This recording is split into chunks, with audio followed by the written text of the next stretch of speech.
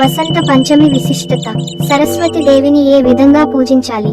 తెలుగు నెలల్లో 11వ నెల అయిన మాఘమాసం ఎంతో పవిత్రమైన మాసంగా హిందువులు భావిస్తారు.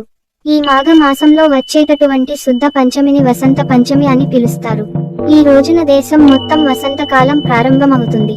ఈ వసంత పంచమి రోజు సరస్వతి దేవి పుట్టిన రోజుగా భావించి, ఆ చదువుల తల్లి సరస్వతి దేవికి పెద్ద ఎత్తున పూజలను నిర్వహిస్తారు. అయితే ఈ సంవత్సరం ఫిబ్రవరి 14న వసంత పంచమి వస్తుంది. ఈ వసంత పంచమి రోజు సరస్వతీ దేవిని పూజించడం వల్ల సకల బుద్ధి, జ్ఞానం కలుగుతాయని భావిస్తారు. ఎంతో పవిత్రమైన ఈ వసంత పంచమి రోజు ఎన్నో శుభకార్యాలను కూడా నిర్వహిస్తారు. ముఖ్యంగా ఈ వసంత పంచమి రోజు ఆ సరస్వతి దేవికి ప్రత్యేక పూజలు చేసి ఎంతో మంది తల్లిదండ్రులు వారి పిల్లలకు విద్యాభ్యాసం చేస్తారు. ఈ విధంగా వసంత పంచమి రోజు విద్యాభ్యాసం చేయడం ద్వారా వారు చదువులో విద్యాబుద్ధులను నేర్చుకుంటారని భావిస్తారు.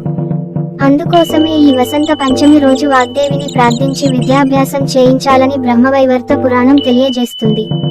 అన్నదానం తర్వాత జ్ఞానదానమే గొప్పదని పండితులు తెలియజేస్తుంటారు. ఇలాంటి జ్ఞానం కలగాలంటే తప్పనిసరిగా ఆ చదువుల తల్లిని పూజించాలి. వసంత పంచమి రోజున సరస్వతీ దేవికి తెల్లని లేదా పసుపు రంగు వస్త్రాలతో అలంకరించి, తెల్లని పుష్పాలతో పూజించాలి. అదేవిధంగా పెరుగన్నం, నెయ్యితో చేసిన పిండి వంటలు, చెరుకు రసం, అరటి పండ్లను నైవేద్యంగా సమర్పించాలి. ఈ విధంగా సరస్వతి దేవిని పూజించడం ద్వారా ఆమె అనుగ్రహం కలిగి జ్ఞాన బుద్ధిని ప్రసాదిస్తుంది. చదువుల తల్లి కావడంతో విజయదశమి రోజున లేదా వసంత పంచమి రోజున చిన్నపిల్లలకు విద్యాభ్యాసం చేస్తారు. 2 తెలుగు రాష్ట్రాలలో ఉన్న ప్రజలు బాసరలోని సరస్వతి మందిరానికి చేరుకుని పెద్ద ఎత్తున విద్యాభ్యాస కార్యక్రమాలను వసంత పంచమి రోజున నిర్వహిస్తారు. ఈ పర్వదినాన ఉదయం 7:01 గంటల నుంచి మధ్యాహ్నం 1:25 గంటల మధ్య సరస్వతీ దేవిని పూజించాలని పండితులు చెబుతున్నారు.